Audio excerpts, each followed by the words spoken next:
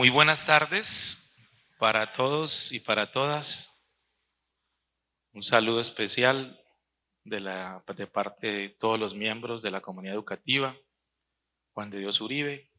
Este es un espacio de conversatorio donde tenemos dos invitados especiales. Tenemos al licenciado Gustavo Alberto Zapata Restrepo, estudiante, maestro de nuestra institución, historiador, con un recorrido bastante interesante en la búsqueda de todas las huellas, las memorias de no solo del colegio, sino también de lo que pasó en Andes con la educación y con muchas otras cosas. Y tenemos el inmenso privilegio de tener a nuestro rector, Carlos Mario Ochoa Restrepo, quien nos acompañó. ¿Cuántos años, Carlos Mario, estuviste de rector? Muy buenas tardes para todos. 13 años de rector, los últimos 13 años. Entonces tenemos aquí una memoria histórica viviente de los últimos 13 años. Quiero contarles que la modalidad se llama conversatorio. Entonces voy a contarles un poquito qué es un conversatorio. Es un espacio de diálogo interactivo, a menudo con elementos estructurados y un moderador. ¿Quién soy yo? Me presento de una vez, Rodrigo Varela Olaya, orientador escolar. Llevo 4 años en la institución. Y aquí básicamente vamos a compartir ideas, experiencias, puntos de vista sobre, en este caso, la historia de nuestra institución desde 1905. Eso implica una conversación amena, la alternancia de los turnos de la palabra, y para tal fin vamos a tener como unas épocas. Vamos a empezar de 1905, qué pasaba en nuestra institución en 1905 hasta 1920, luego vamos de 1920 a 1940, del 40 al 60, luego la década de los 70 a 1990, luego 1990 a 2010 y de 2010 hasta 2025. Vamos a buscar compartirles a ustedes algunas formas de enseñar, algunos personajes, estudiantes, anécdotas. Entonces esa es como la idea, queridos contertulios, que podamos hacer ese recorrido. Entonces en ese sentido vamos a hacer ese navegar en la historia, ¿no? A todas, siento una enorme emoción volver a mi colegio de siempre, mi casa, de verdad que es mi casa. Saludos a todos. Samuel Ramírez, exalumno del año 83, del Centro de Historia de Cañas Gordas. Bienvenido, Samuel. Hablar del Juan de Dios Uribe es hablar de la historia de Andes. Es decir, no era solamente un colegio, sino que era un proyecto educativo y social. Hablemos muy cortamente de un contexto, es decir, ¿por qué se crea un colegio?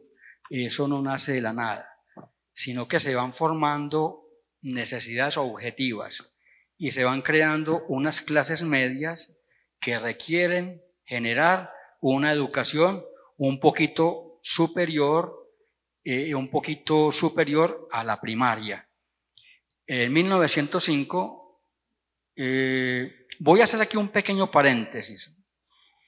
En el año 95, cuando celebrábamos los 90 años del colegio, yo me puse una tarea personal, comenzando ese año, 95. Yo pensé, yo quiero regalarle al colegio su historia, pero no había documentación, de verdad no había documentación.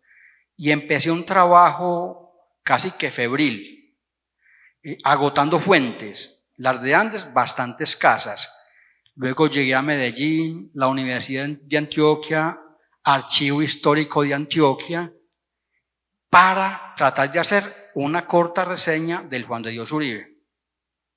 Cuando empiezo este proceso investigativo, yo descubro que no es la historia de un colegio, sino la historia de un municipio.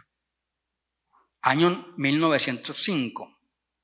Yo le debo, entre muchas cosas, al Juan de Dios Uribe mi trabajo investigativo como historiador, porque esa tarea que me propuse me abrió una cantidad de velos. No, es que no es la historia del colegio. Cuando yo empiezo a investigar este tema en el año 95, se me abre una cantidad infinita de posibilidades y empiezo a trabajar la historia del colegio y concluyo que la historia de Andes no estaba siendo investigada o estaba siendo investigada de manera un poquito ligera. Entonces, entre muchas cosas, al Juan de Dios le debo mi tarea investigativa como historiador.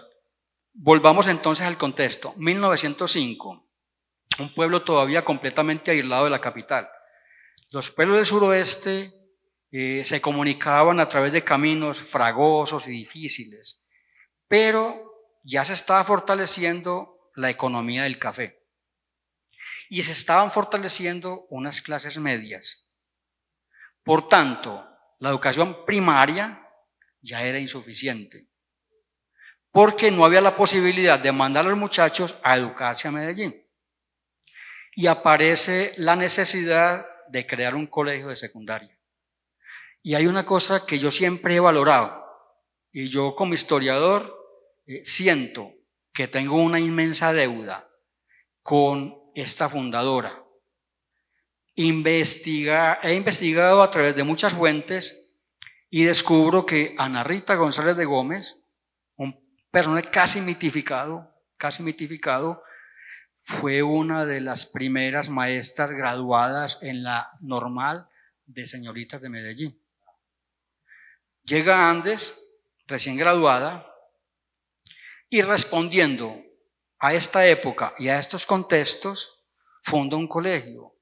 Pero mire la dimensión de lo que esta mujer creó.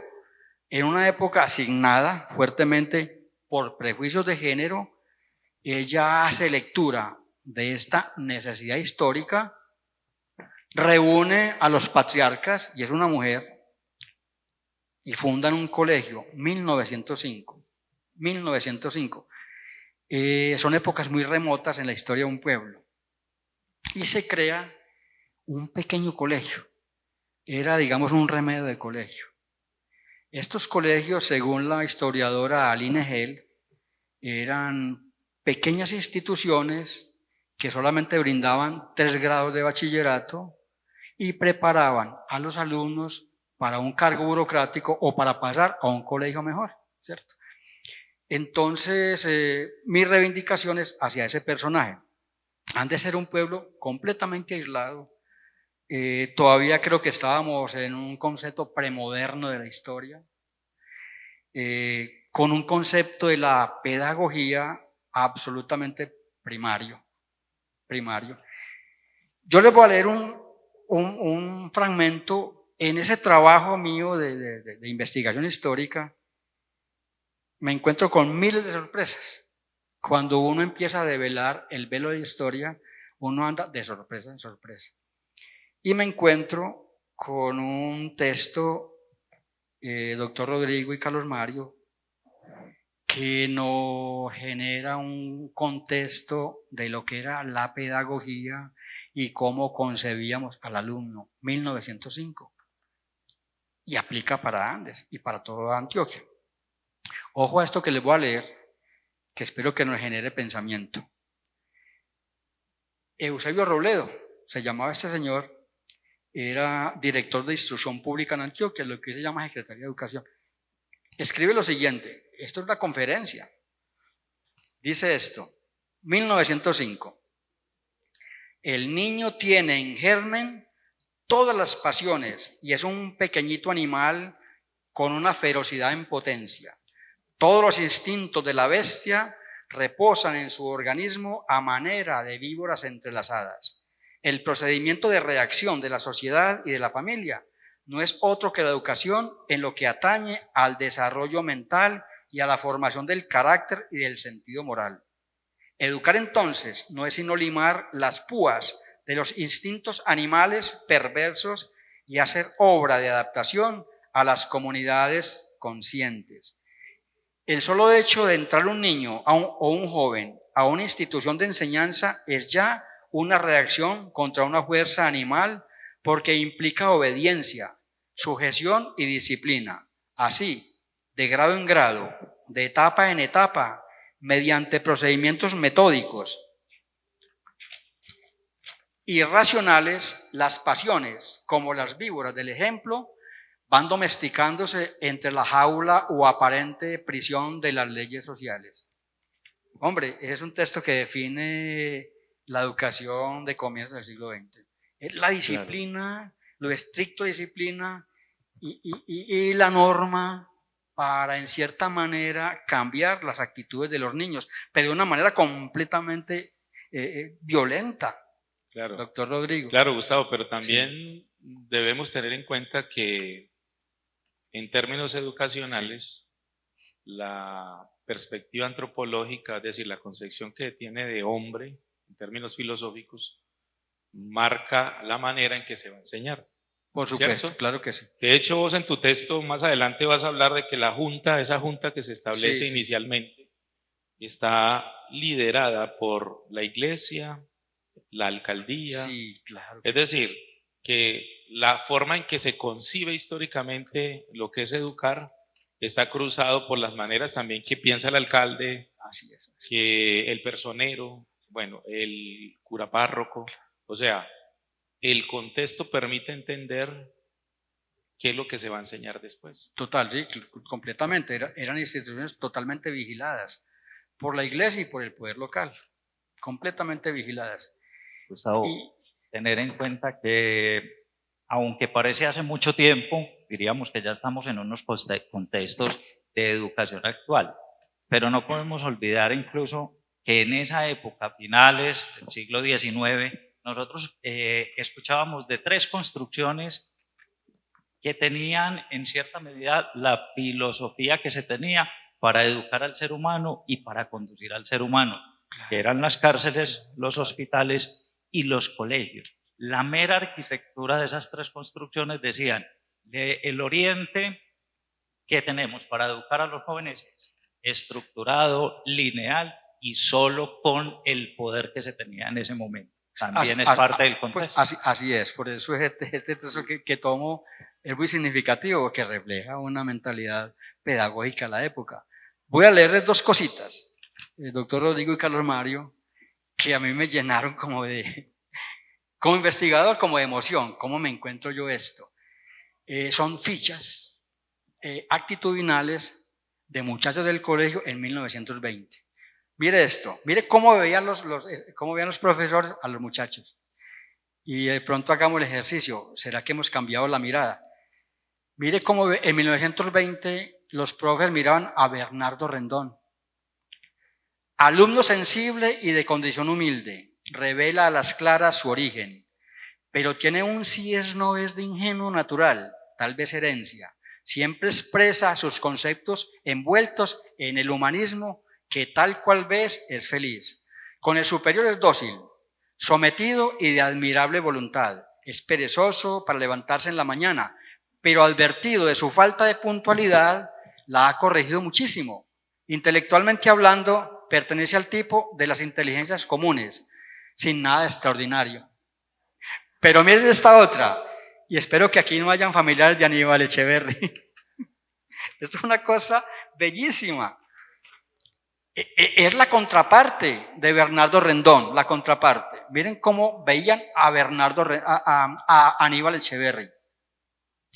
De unos 15 años, mirada turbia, ceño angustiado, no resiste los ojos del profesor y baja la vista e inclina la cabeza y se pone rojo si se le reprende.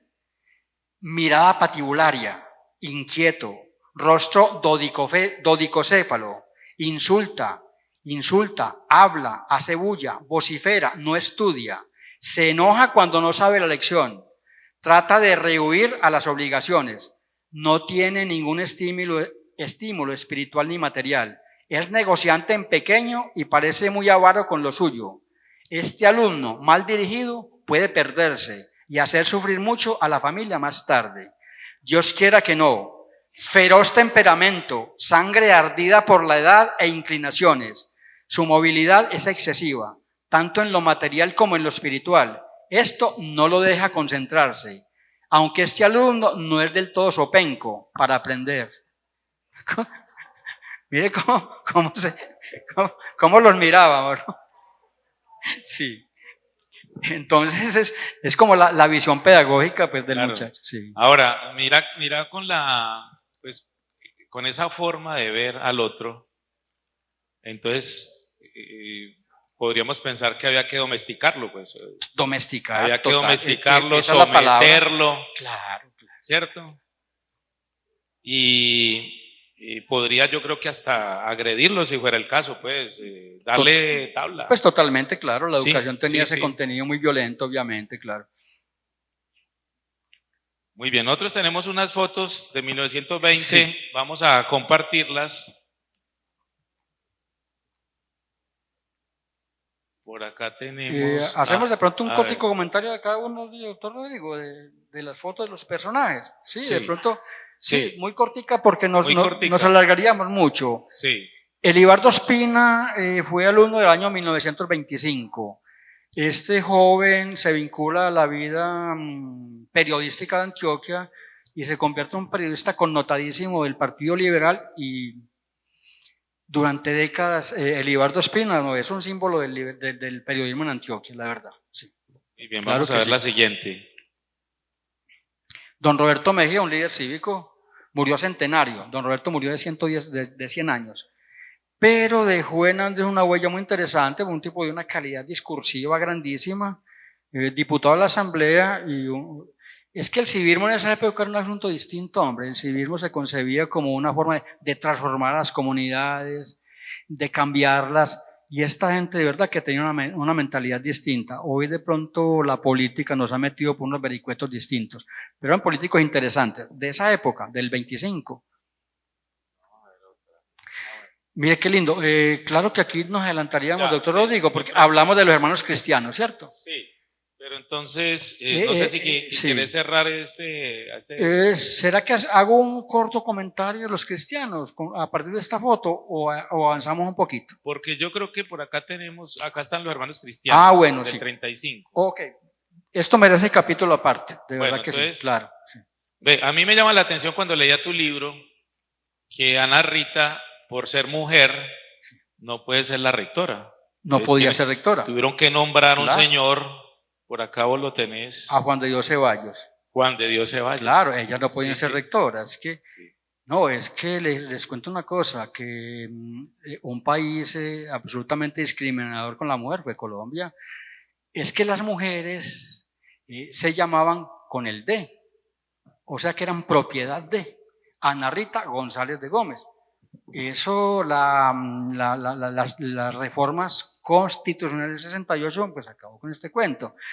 Pero Ana Rita fundó un colegio, pero no tiene posibilidad de contratar, porque las mujeres no tienen esa posibilidad, ni siquiera de manejar sus capitales. Entonces le entrega el colegio a un pedagogo, a un maestro, Juan de Dios Ceballos, también normalista, que empieza con ese proyecto de educación secundaria.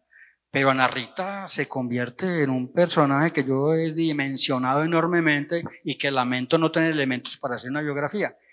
Ana Rita González en 1910 es la fundadora del primer colegio femenino que se llamó Colegio de la Merced.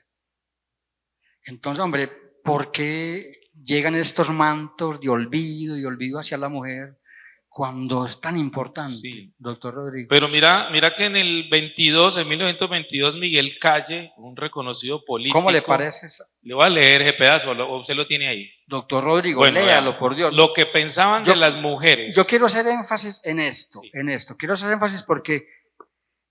Pero no lo dice cualquier vendedor de mangos de la esquina, lo dice un hombre que era rector de la Universidad de Antioquia y un prohombre. Mire lo que este hombre decía en los años 20. Vale, cuidado.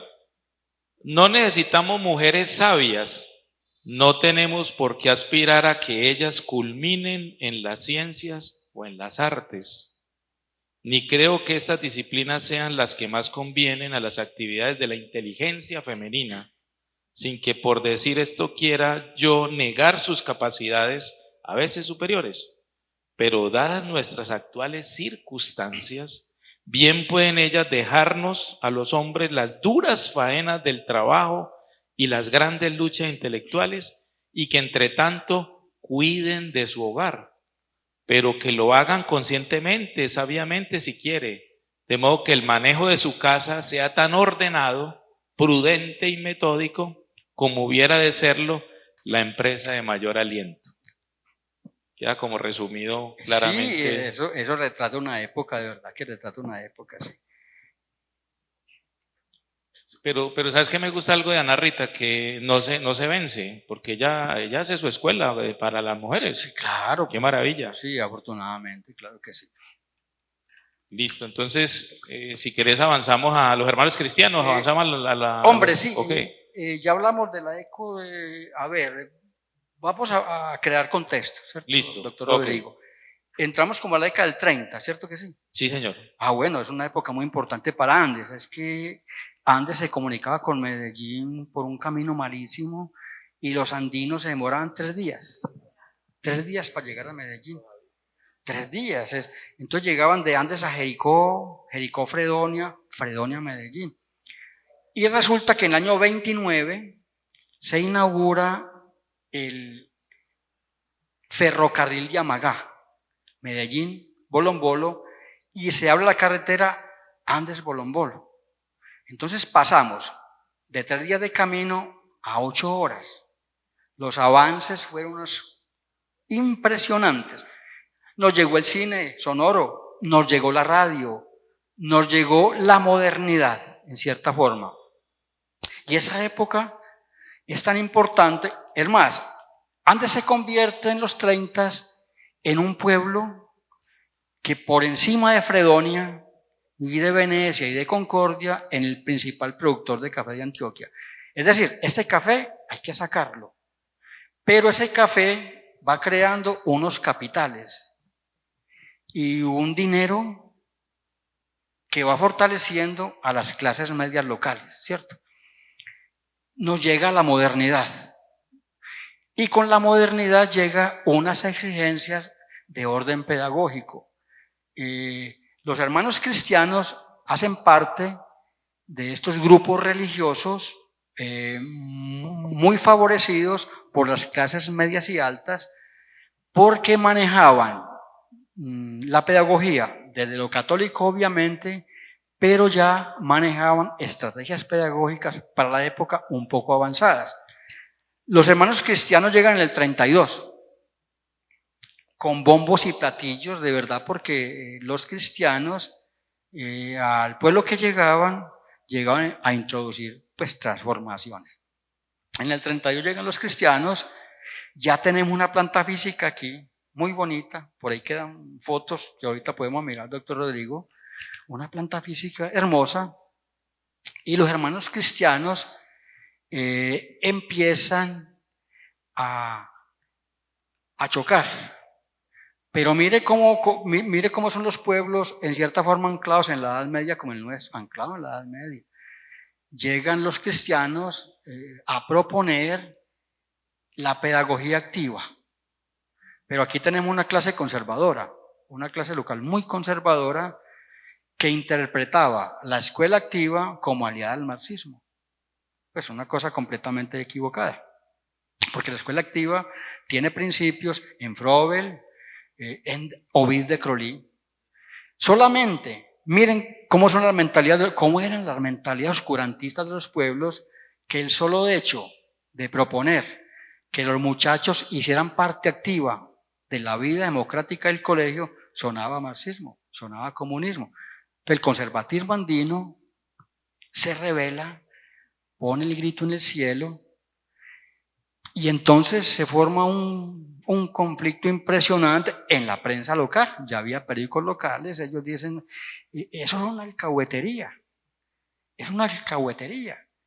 La escuela activa está formando los futuros rebeldes, más o menos así, ¿cierto? Los cristianos llegan y en cierta manera disipan esas dudas.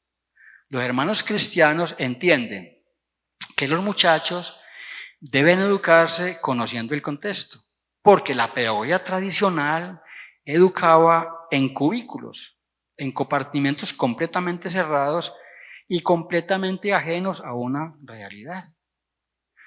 Los hermanos cristianos eran dogmáticos en religión, obviamente, pero tenían los principios muy avanzados. Tanto así que con los muchachos empieza el excursionismo.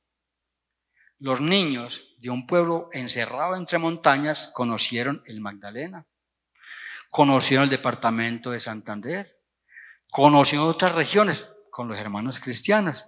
Y una cosa muy bella en Andes, muy hermosa, que genera un cambio en las mentalidades asombroso. Los hermanos cristianos entendían que el deporte y la recreación eran una herramienta fundamental de la pedagogía.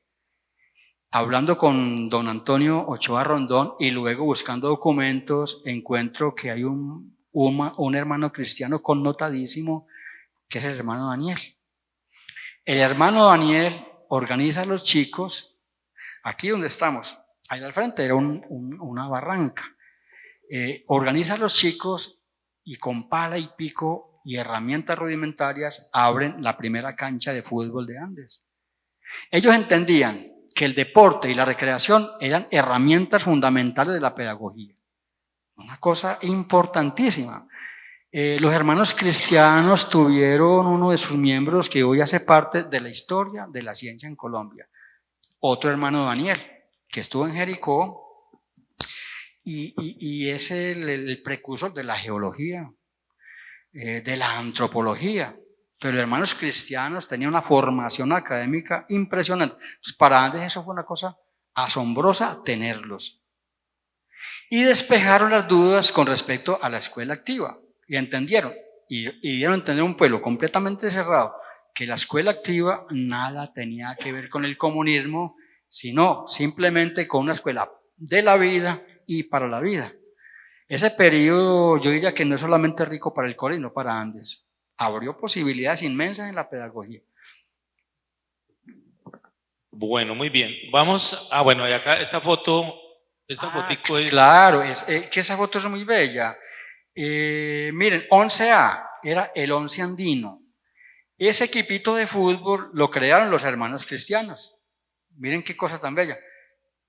Entonces yo pienso que hay que mirar con un espíritu de apertura a las comunidades católicas que llegaron. Obviamente ella respondía a intereses muy de su asunto de orden ideológico y católico, pero mire lo que creaban, un equipo de fútbol. Y esa foto es del año 1935. Mire qué linda. Al frente está el antiguo colegio.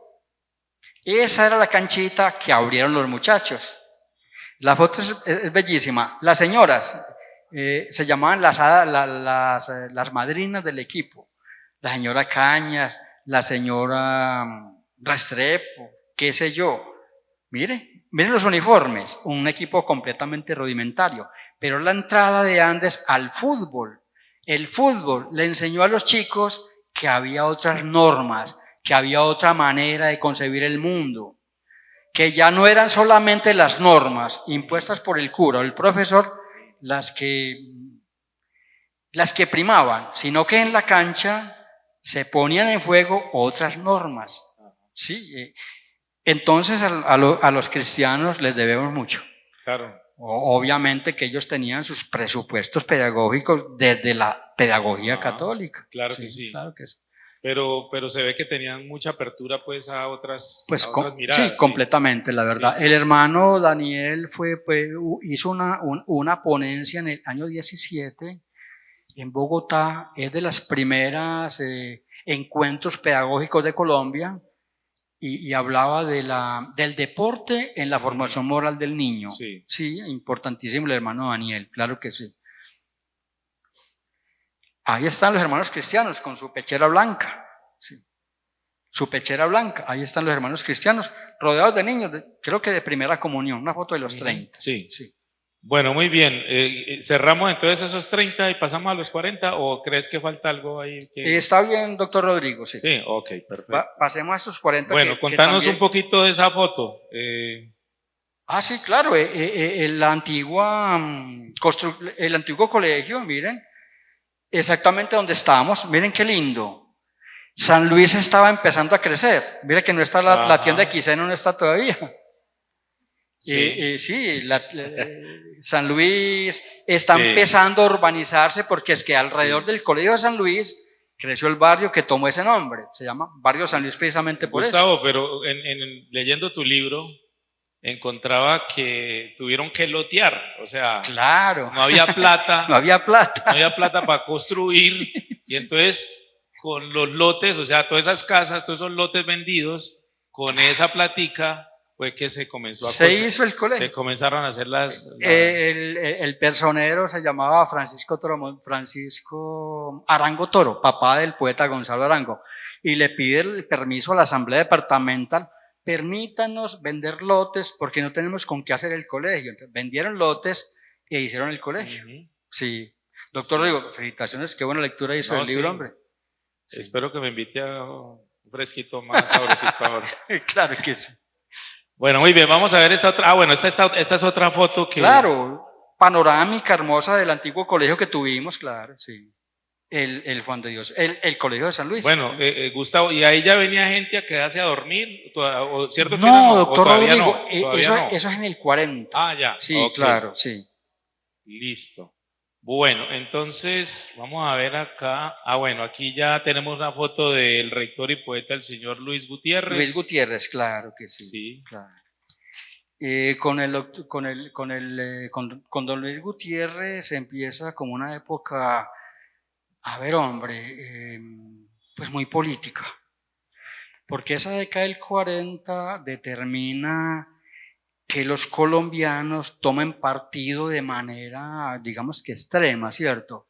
Es una época que no permite posiciones medias o conciliatorias.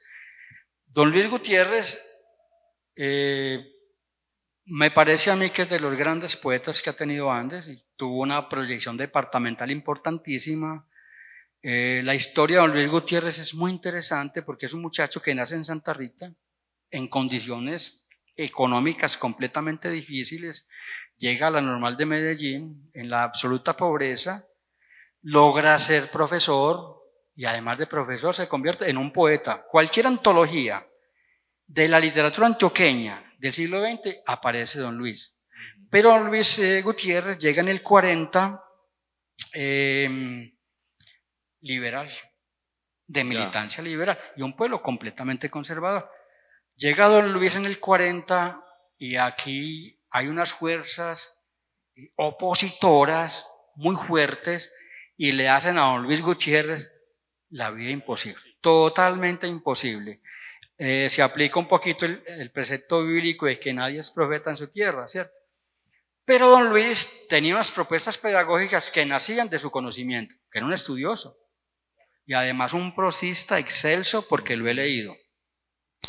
Pero las posturas de don Luis Gutiérrez también se hacían sospechosas frente a una clase conservadora que se estaba yendo al extremo. Comienza la Segunda Guerra Mundial. Y los conservadores de los pueblos adhieren, es una cosa increíble, adhieren incluso al nacionalsocialismo. Entonces tenemos una clase conservadora nazi. Yo tengo documentación para demostrarlo, completamente nazi.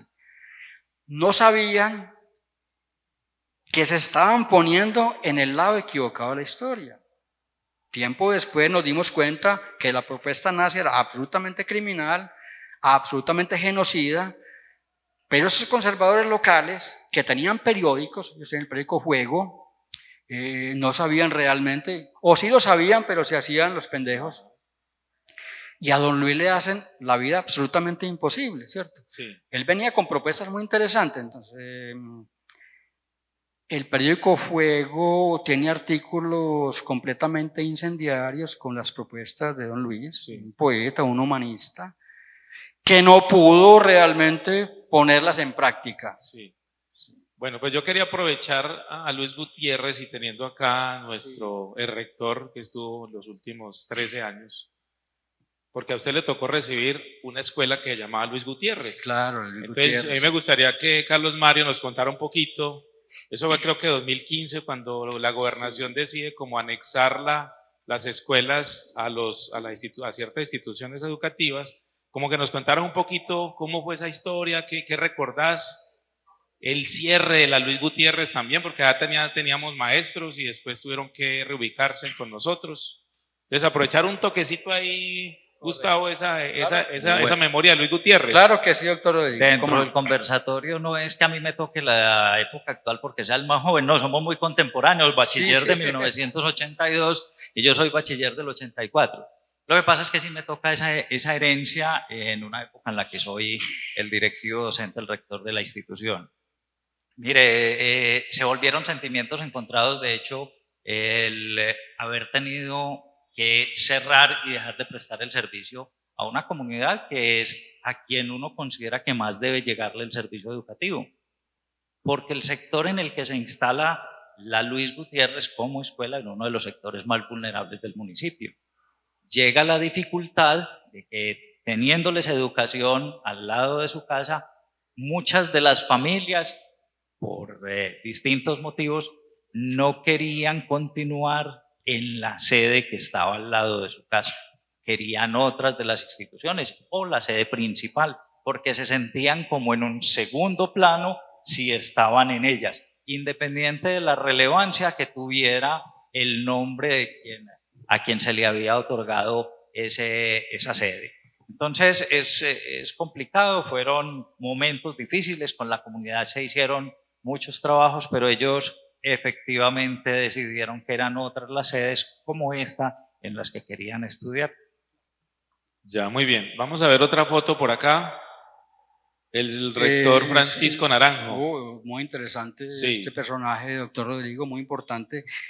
¿Me permite que cierre la década del 40? Sí, claro.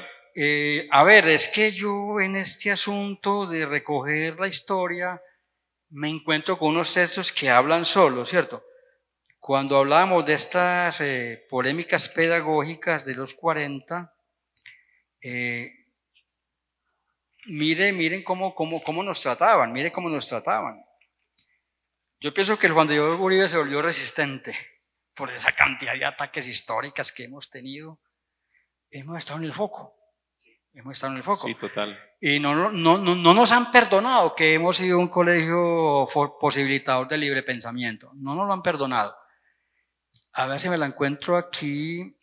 Los conservadores decían: no es propiamente tranquilizador para los padres de familia tener a sus hijos en ese foco de irreligiosidad oficial al que se le ha dado el nombre de liceo de bachillerato.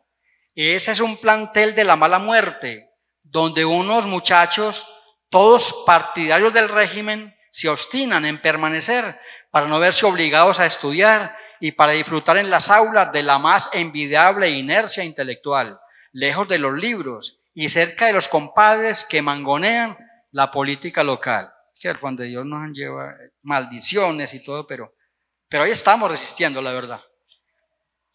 Muy bien, esa nota es del periódico Fuego, ¿no? Del periódico Fuego, un semanario. Conservador. Conservador. Un periódico conservador. Rafael Peláez Tobón. Rafael Peláez Tobón, que luego fue alcalde. Pues eran gente que militaba en una posición extrema del conservatismo. Pero mira, y que le jugaban al nacionalsocialismo, eran nazis, de verdad. Claro.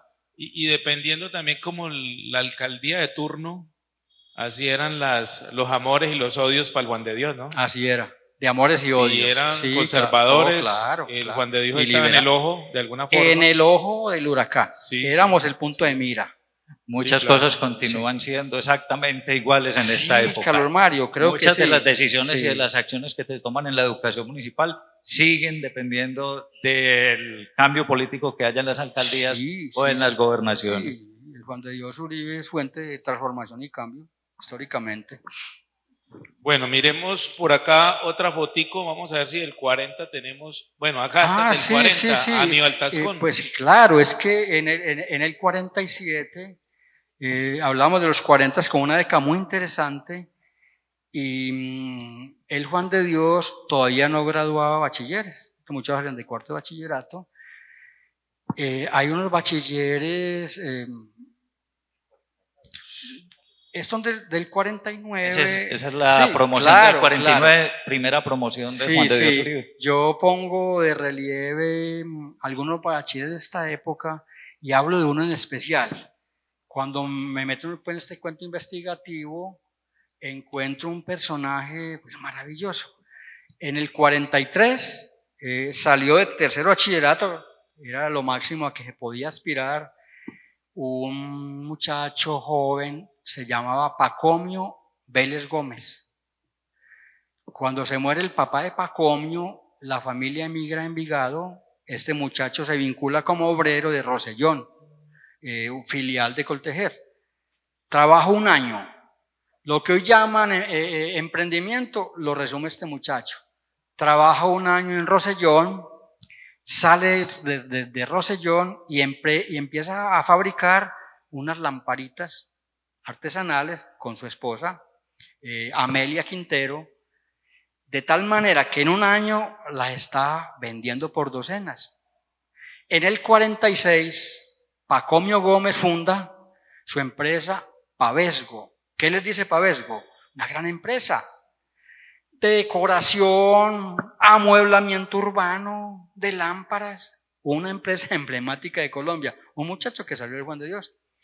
Posteriormente hay unos estudiantes que no fueron bachilleres, pero yo diría que son fundamentales en la historia de Colombia.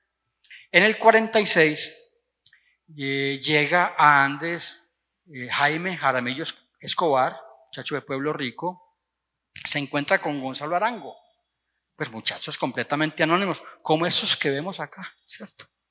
Como estos que vemos acá. Pero esos muchachos venían investidos de una manera muy distinta de ver el mundo. En el año 46, Jaramillo Escobar funda un periódico escolar que se llamaba, ¿cómo se llamaba? Pórtico, algo así. Bueno, la cosa no pasó a mayores, pero en el año 51, Jaramillo Escobar crea un periódico llamado Ideales. En el periódico Ideales, Jaramillo Escobar, con sus compañeros de redacción, empiezan a cuestionar una cantidad de cosas que ellos no veían correctas en Andes y se metieron con el clero. Meterse con el clero en el 51 era una cosa muy complicada y muy difícil. Jaramillo Escobar, rector, en estos días, hace unos días he estado mirando este maravilloso archivo que tenemos y descubrí por qué echaron a Jaramillo Escobar. Jaramillo Escobar siempre dijo, me echaron de un colegio por ser poeta, años después me invitaron por lo mismo. Jaramillo Escobar es que en el periódico Ideales y con su grupo de redacción escribieron artículos muy fuertes contra el clero local. En el 51, en plena época de Laureano Gómez, del extremo conservador, a estos muchachos les llega la señalización absoluta de tal manera que se forma el Sanedrín, un Sanedrín. Los maestros a veces somos completamente medievales. Ese juicio está aquí, en el archivo del colegio. A Jaime Jaramillo lo expulsan por eso, año 51.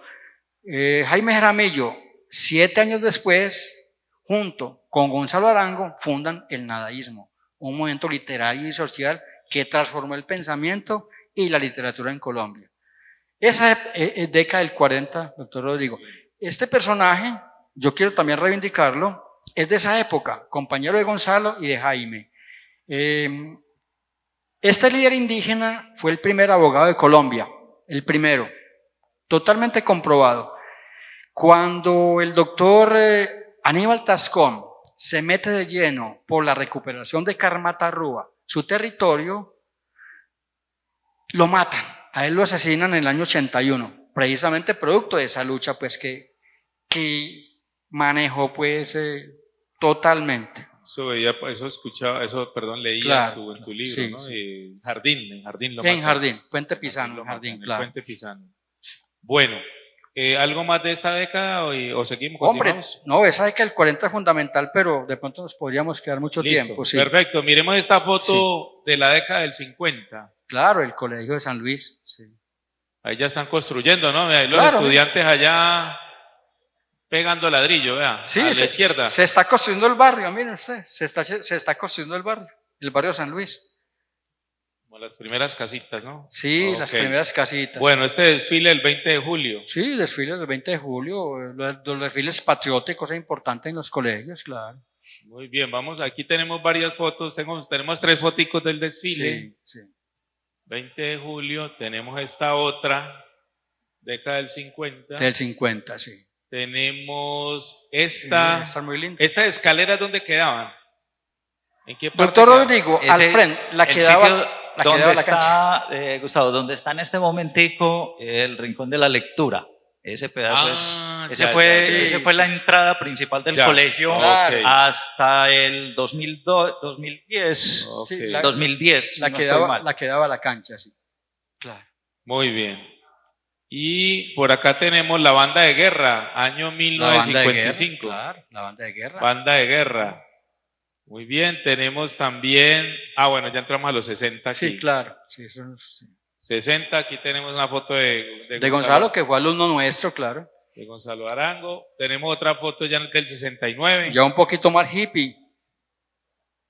Bueno, y aquí, Gustavo, es una foto de los 70. Mira Ya, cómo sí, ha cambiado ya la de lo- instalación, ¿no? Sí, ya de los 70. Del 80, esa foto efectivamente es del 80, los Sí, que estudiamos en no- esa época. No nos se había tocó hecho todavía el el Coliseo. Coliseo. Sí. Aquí vamos a empezar ya a ver una mirada desde el punto de vista de un historiador, gran Sí. placer con don Gustavo acá, y otra desde la vivencia, porque ya acá en 1979 estuve presente en esta institución como estudiante. Son sitios que los recordamos a nuestros docentes, Sí. todo el cambio generacional que hubo, no solamente en el aspecto de las personas como tal, sino también en el sistema educativo.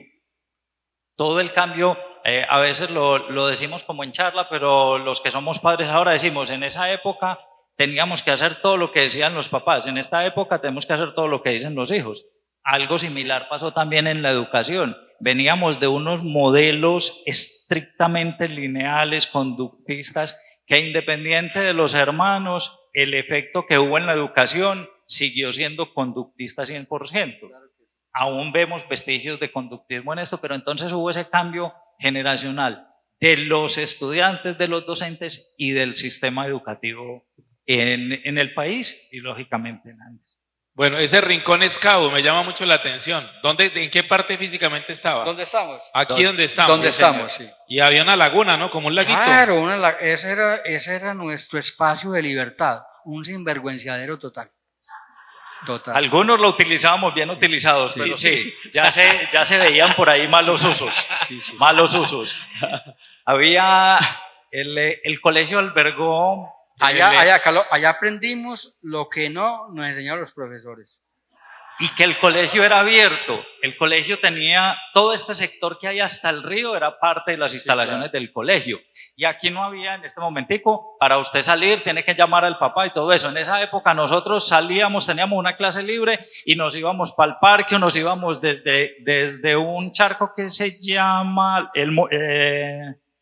La Máquina, charco de la sí, máquina, sí, sí. embarcábamos y salíamos aquí en el Neumático. charco del Gallinazo y nos volvíamos para clase en el mismo día.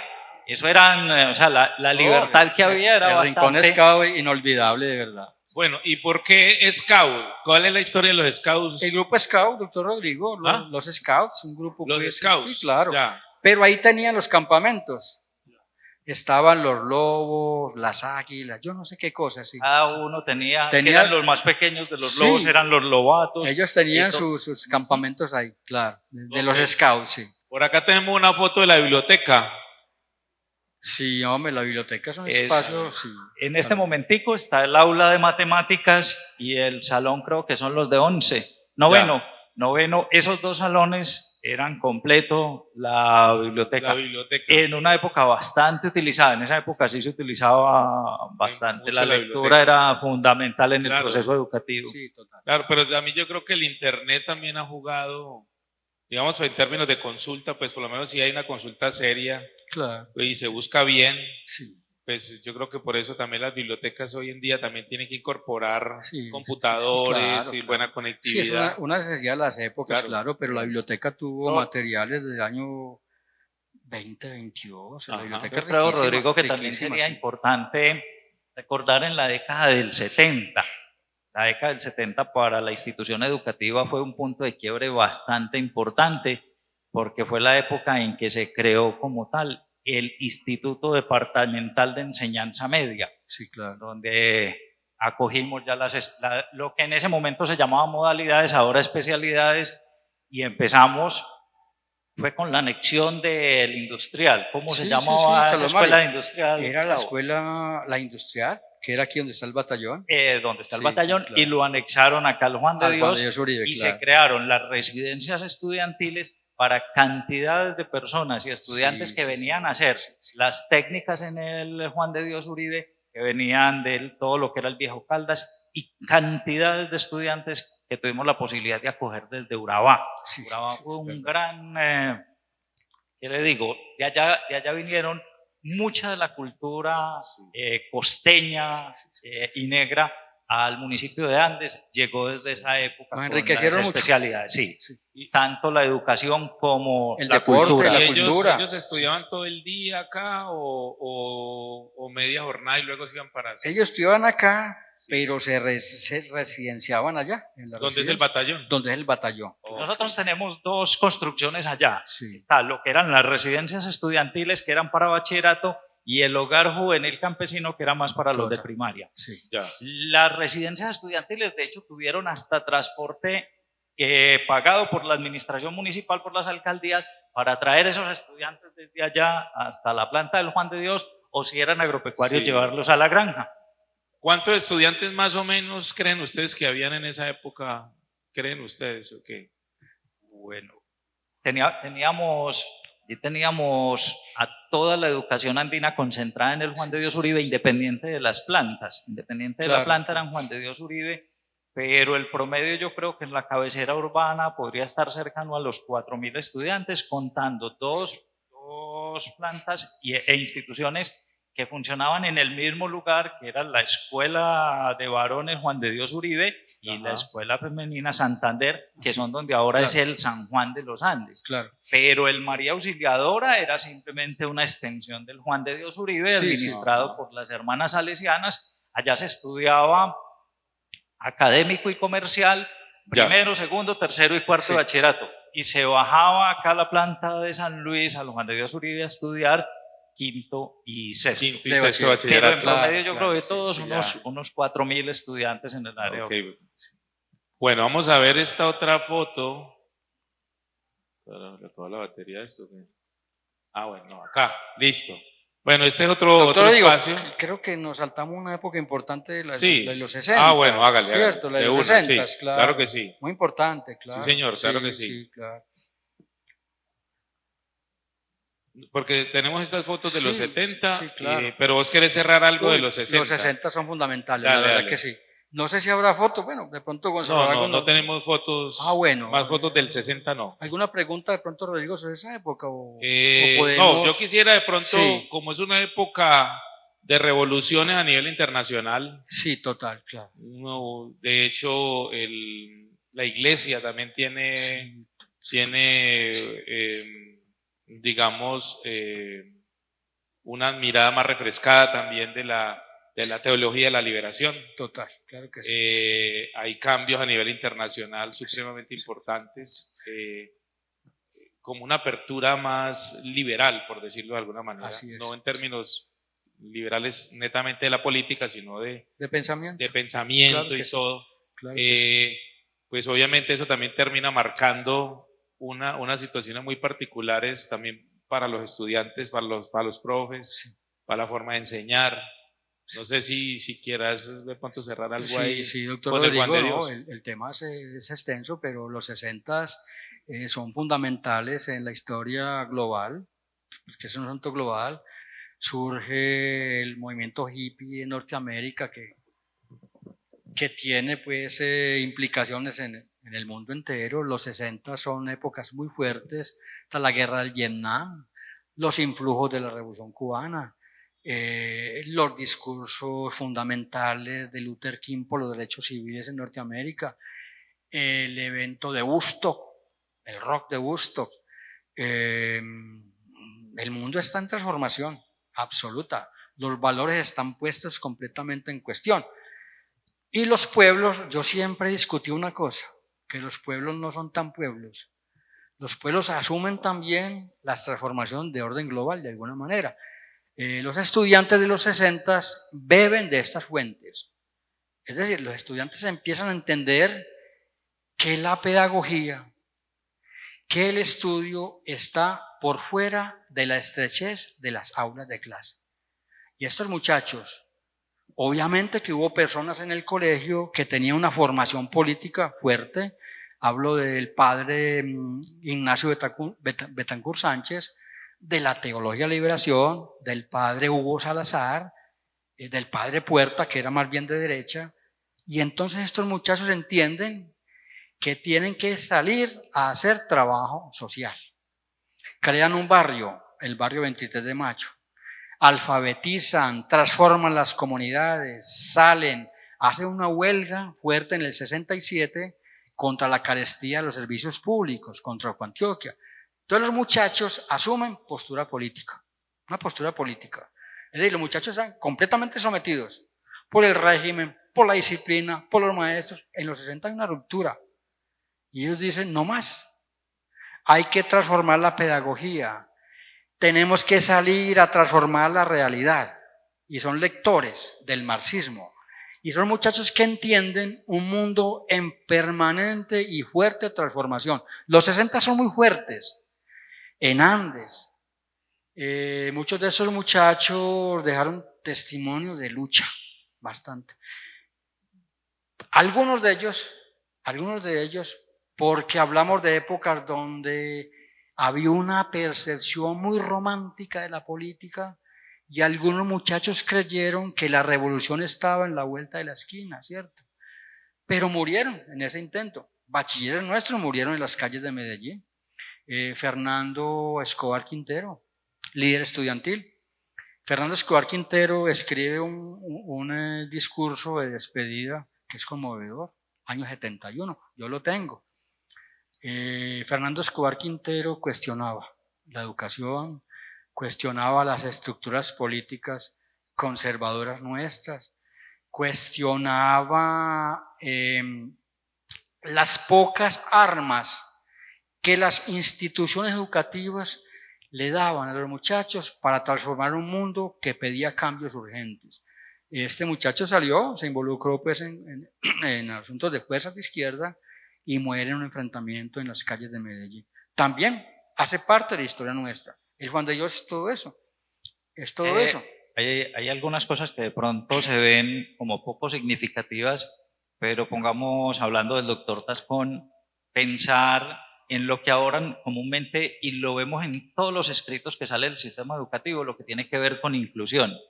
Pero haber tenido un indígena estudiando y salir de bachiller fue una pelea también en esa época. Pues total, claro. Haberlo absoluta. sacado. Entonces eso me da a mí como pie para pensar en qué parte de la filosofía y ese horizonte que ha tenido el Juan de Dios Uribe en toda su vida continúa estando en la actualidad y tiene que ver con la inclusión, no solamente por cuestiones raciales como en ese caso, también en discapacidad económica, sí que ha sido un problema de discriminación en el municipio de Andes, y el Juan de Dios Uribe siempre ha tenido la mira en la inclusión de todas las personas, de todos los estudiantes. Entonces han sido dentro de la filosofía, y claro, no podemos olvidar la que es sacar estudiantes para la vida laboral, el enfoque en las especialidades, claro, Mario, hasta uno de los ejemplos es don Gustavo, don Danilo,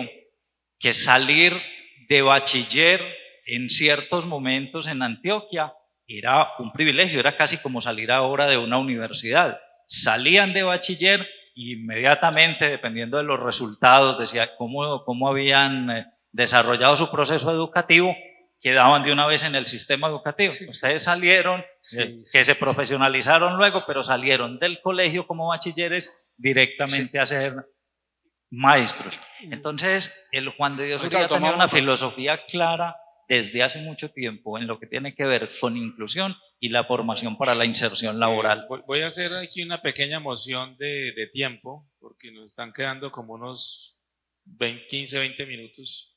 Entonces, vamos a los 80. Sí. Por acá hay una foto de las bodas de diamante. Sí, año 80. Mire, la foto está un poquito pixelada, borrosita, pero de verdad que un esfuerzo bonito porque... Y eso es producto de los Juegos Centroamericanos del 78, doctor Rodrigo, que hubo un coreografista ecuatoriano que hizo una cosa preciosa, don Rafael Zapata unió a las niñas del Juan de Dios, una revista, la revista ¿qué se llamaba esto? De las bodas de diamante, 75 años del Juan de Dios. Sí, 75 años. Vamos a ver otras fotos de los 80. Queda algo de historia de las revistas y aún los bachilleres en algunos establecimientos educativos del municipio aún hacen sus revistas y presentan como todavía, para conmemorar su finalización del bachillerato. ¿Alguna mención a esta foto? No sé, ¿es desde los 80 también? Sí, doctor Rodrigo, desde los 80, claro. Ya está incluso construido el Coliseo, claro. Ajá. De los 80. El ingreso antiguo. Sí, el ingreso por este lado de la cancha, claro. No. La palma que luego se secó y hubo que talarla. Sí. Bueno, esta, mira, es el profesor Marco Tulio Restrepo, la banda de... Sí, Carlos Mario, qué personaje tan interesante tuvimos, ¿cierto? Marco Tulio Restrepo fue uno de esos docentes que nos dejó huella. Fue mi profesor de filosofía. Y de verdad que lo recuerdo como un hombre de una amplitud mental.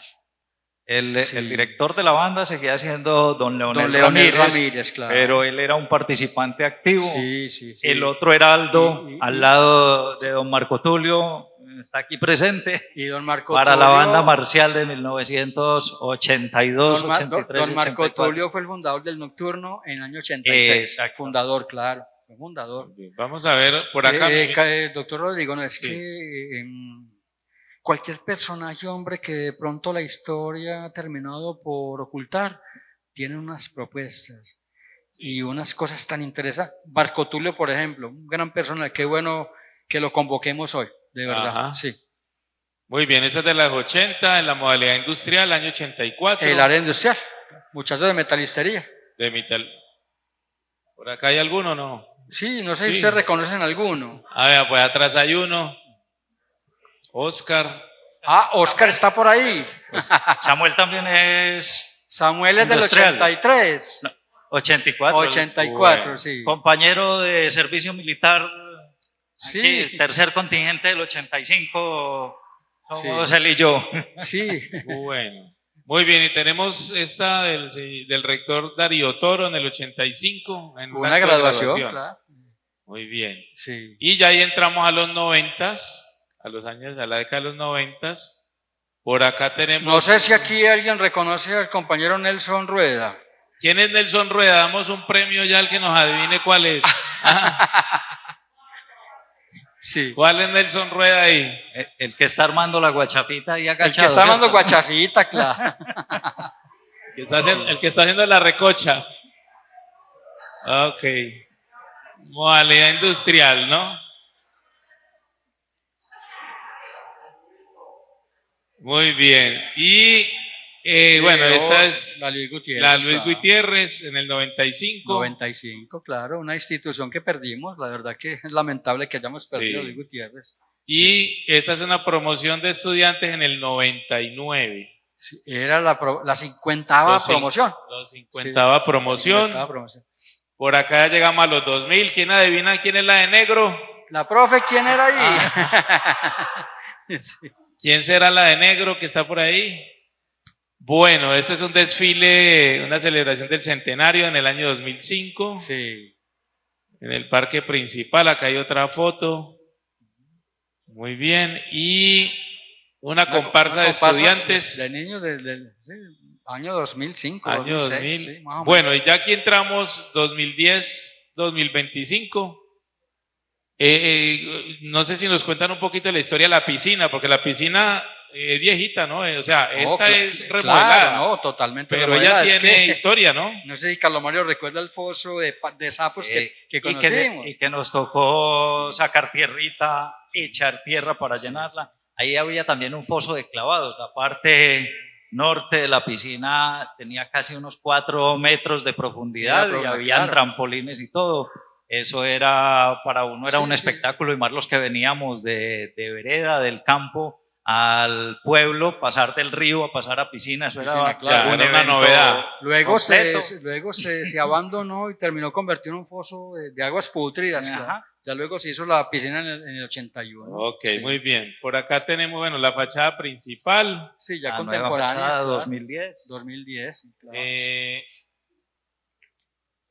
Por acá, bueno, perdón, me devuelvo a la anterior. El techo, la cubierta del patio. Hay una anécdota, Carlos Mario, que me gustaría que nos contaras bien, porque el techo íbamos a quedar así, bajiticos, casi a ras. Aplastados casi. Entonces, contanos cómo fue toda esa odisea para organizar eso. Esa odisea de la cubierta es larga, es bastante larga. Porque empezó desde hace mucho tiempo, empezó por ahí tipo 2007, 2008 con don Nelson, con las primeras ideas.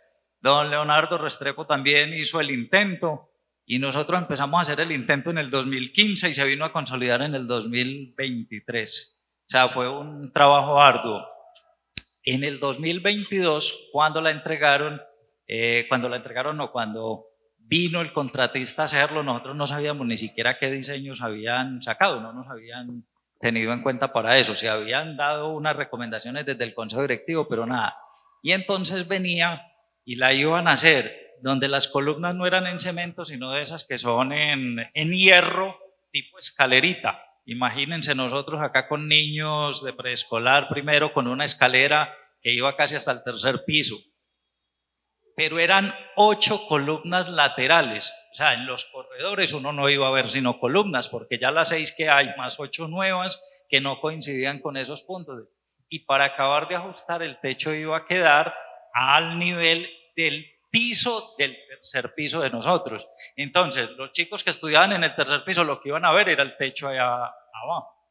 Entonces, en febrero llegaron los que iban a construir y vinimos a empezar construcción en agosto, mientras se hacían todas las recomendaciones, y hubo incluso algo de presión de decirles en junio de ese año que el colegio desistía del proyecto si no se tenían en cuenta las consideraciones que teníamos nosotros, que quedara aireación, luz directa, que no tuviéramos nosotros que tener en el día iluminación, y que quedaran despejados todas las partes del 3er piso.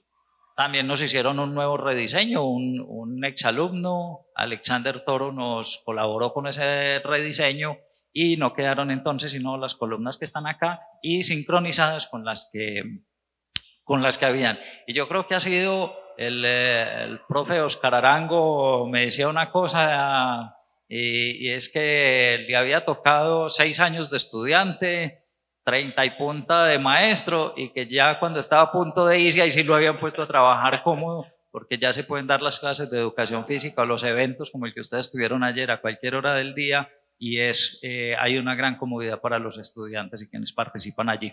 Claro, y como se puede ver en la foto, ve uno la zona verde hacia atrás, queda muy buena ventilación, buena entrada de aire, buena entrada de luz. O sea que sí, valió la pena. El esfuerzo valió la pena. Sí, valió la pena. Bueno, yo en lo personal cuento una anécdota. A veces iba a buscar al señor rector para alguna cosa de orientación y en ese momento iban a mover la grúa con algún peralte de esos y él ahí mismo era detrás de la grúa y pendiente de todo, ¿no? Porque realmente yo creo que sí fue peleado, fue gestionado, pues sería tal vez la palabra más adecuada. Mucha gestión para lograr que que nos quedara bien cómoda, ¿no? Esta época del 2010 al 2020 tuvo también grandes cambios. O sea, aparte de que se cerraron algunas de las especialidades industriales, tuvimos que cerrar automotriz y metalistería. También tuvimos en el 2015 algo que enriqueció los procesos pedagógicos en el colegio, que tuvo que ver con la anexión, a veces no tan voluntaria, porque fue un proceso dirigido por la Secretaría de Educación departamental por una orientación desde el ministerio, donde se anexaron, en el caso del municipio de Andes y el particular del Juan de Dios Uribe, 4 sedes rurales a esta institución. Eso es un proceso que... Ahí está la primera, Ricardo Mejía. La sede Ricardo Mejía es la que queda junto al Ecoparque, para quien por ese nombre casi no la conocen, la de la bodega también la llaman. Escuela en la que tuve yo la posibilidad de estudiar primero, segundo y tercero de escuela, lo hice en la sede Ricardo Mejía. Por acá está Palestina. La sede Palestina, que queda en la vereda del mismo nombre, en Palestina. Sede La Guada, que ya es una sede no es rural, es una sede realmente urbana, atiende a una población también vulnerable y bien interesante que podamos tener ese servicio y mantener el servicio allá en la Guada. Y la sede La Soledad. Estas últimas 2 sedes tuvimos la posibilidad no solo de recibirlas, sino de recibirlas y crearlas como nuevas. En el 2016 fue que se hizo la inauguración, doña Diela. 2016 se hizo la inauguración de la sede de La Guada con gobernador a bordo, estuvimos allá ofreciéndoles un espacio espectacular con las condiciones necesarias para una población vulnerable. Y en el 2019 tuvimos la posibilidad entonces con el apoyo de Fraternidad Medellín, ambas fueron con el apoyo de Fraternidad Medellín, las administraciones municipales y el colegio, de tener una sede nueva para la sede La Soledad, en la vereda La Solita o Alto del Rayo, porque allá teníamos unos procesos de avance significativo en la población estudiantil. Entonces allá teníamos en 2 saloncitos y el comedor casi a 100 personas, a 100 estudiantes. Nos hicieron ya una sede con todo la dotación y espacios necesarios para una educación con calidad para los estudiantes. Bueno, ya el año pasado, desde el 2019, habíamos hecho la solicitud a la Secretaría de Educación de ampliar el servicio educativo en los grados de preescolar que nos decía la norma. El preescolar son prejardín, jardín y transición, pero obligatorios en los establecimientos educativos públicos solo teníamos el de transición, o sea, los niños de 5 años. Pero en el año pasado ya nos aprobaron para la institución educativa Juan de Dios Uribe, que íbamos a empezar como una prueba piloto en el departamento, la ampliación del servicio a la primera infancia. Se inició con los niños en un solo grupo de prejardín y jardín, niños de 3 y 4 años, entonces se adecuaron todos los espacios. Ya esperamos para este próximo año 2026 tener los grupos individuales con los estudiantes que corresponde. Por acá, bueno, esta foto es una práctica de reducción de estrés en el auditorio, en el proyecto Sirona, que el proyecto Sirona pues, es un proyecto institucional desde el 2022. Estamos acá en el 2023, recibimos un reconocimiento de la Gobernación de Antioquia como experiencia significativa y el proyecto pues lo seguimos consolidando. Es un proyecto en donde yo agradezco mucho a todos los compañeros porque es un proyecto donde los compañeros en el espacio de Buenos Días, que es un espacio donde compartimos habilidades para la vida y unos talleres quincenales que desarrollan los compañeros maestros que son supremamente importantes, no tanto en esencia para el proyecto, sino para su grupo, como director de grupo, para lo que pueda aportar el taller para su grupo y para sus estudiantes, ¿cierto? Rodrigo, el proyecto Sirona, y en el 24, eso fue en el 23 con la gobernación, pero en el 2024 el Ministerio de Educación Nacional también reconoció el proyecto y le inyectó unos recursos que están siendo ejecutados ahora, porque es un proyecto que va tiende hacia algo que ahora se está volviendo de alta relevancia, tiene que ver con la salud mental, no solamente de los estudiantes, sino también, perdón, de los docentes, sino también de los estudiantes. Entonces, ese proyecto ha venido funcionando en los últimos 4 años y la idea es seguirlo ampliando a las sedes y a los padres de familia, que sería el último paso. Muy bien. Bueno,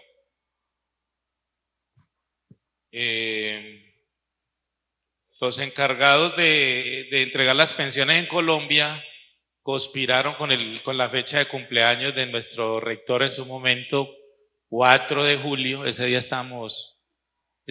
justo le llega su hora de retiro y ese día estaba de cumpleaños, entonces nos fuimos a la finca y nos juntamos ahí todos los maestros y todo el personal de servicios generales y compartimos con Carlos Mario la despedida.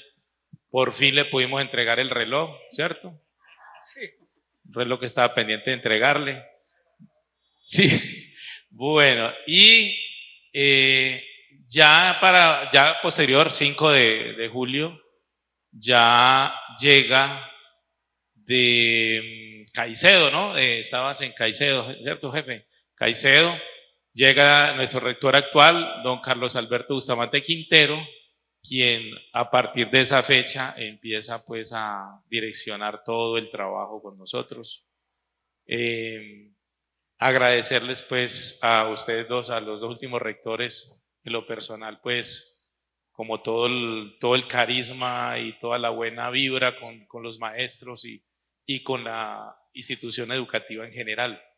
Bueno, esta fotico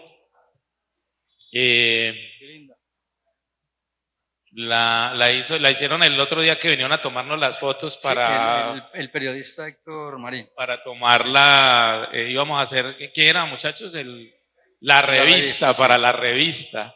Y entonces aproveché esa fotico y la puse allí. De mi parte, pues, colocaba ahí grato compartir con todos ustedes esta remembranza de nuestra institución. Don Gustavo, pues, quisiera como algunas palabras de cierre, y lo mismo don Carlos Mario. Pues, hombre, no, es una historia larga, interesante. Yo siempre he pensado que alrededor del colegio ha girado la historia de Andes y lo ratifico cada vez que investigo más. Más que gratitud por mi colegio, porque me acogió durante 6 años y durante 30 años como docente, yo le debo al Juan de Dios mi obsesión investigativa. Porque como decía al comienzo, mi asunto empieza como un proyecto de gratitud al colegio en el 95. Y yo pensaba, hombre, ¿qué le regalo a mi colegio en el 95? Yo venía pues de un proceso lector, un lector bastante obsesivo, pero quería pasar de la lectura a la escritura y entendí que debía darle un regalo al Juan de Dios y yo le debo, de verdad, todo lo que he escrito dentro de la historia de Andes, yo diría que también regional, a este colegio. Porque cuando empiezo a investigarla descubro que no es la historia de un colegio, es la historia de un pueblo, de un municipio. Entonces, doctor Rodrigo y Carlos Mario, pues gratificado de estar con ustedes y esperemos que esta historia continúe fuerte y fortalecida, porque el Juan de Dios Uribe es una institución que va a permanecer por encima de todas las tempestades y persecuciones que nos han caído, pero sé que vamos a permanecer, porque hoy hay una palabra que hoy define estos procesos, que es la resiliencia. Y la resiliencia de Andes se llama Juan de Dios Uribe. Muy bien. Carlos Mario. Bueno, son escasamente 3 meses. Dejé de estar en el servicio activo y regresar a la casa es muy grato. Compartir con don Gustavo, que definitivamente es una enciclopedia en la historia del colegio y del municipio, es un honor completo. Me queda en la conciencia después de este conversatorio que el Juan de Dios ha tenido unos objetivos y un horizonte muy claro no solamente para la comunidad del Juan de Dios, sino para el municipio, la región y el país. Y esos objetivos claros de inclusión y de acoger a todas las personas tienen que seguir siendo una parte fundamental del colegio. La libertad de pensamiento y la creación de pensamiento crítico, no solo como contestatario, sino un pensamiento que los lleve a ser más bien propositivo, tiene que seguir siendo parte del ADN del colegio, sin olvidar eso que nos ha distinguido y nos sigue distinguiendo en la educación andina, que son las salidas ocupacionales y la mirada de que nuestros estudiantes tienen que insertarse en la vida laboral, sea como empleados o como emprendedores, pero que ese sea uno de los objetivos. Lógicamente, la educación nacional siempre nos dirá que tenemos que propender porque nuestros estudiantes lleguen a la universidad, pero aunque eso es uno de los objetivos, no puede ser el único. Las personas están primero. Muy bien, agradecer a UPAN, agradecer al personal de UPAN por este acompañamiento la tarde de hoy, al personal de sonido, a mis compañeras de logística, de apoyo que han estado todo el tiempo acá, al señor rector por todos los apoyos para que podamos concluir este evento. Y bueno, nos tenemos que ir a cambiar porque seguimos ahorita con otra cosa, ¿no? Bueno, feliz tarde. Hay tintico afuera, pan de bono, entonces bien, pues salgan. Feliz tarde para todos.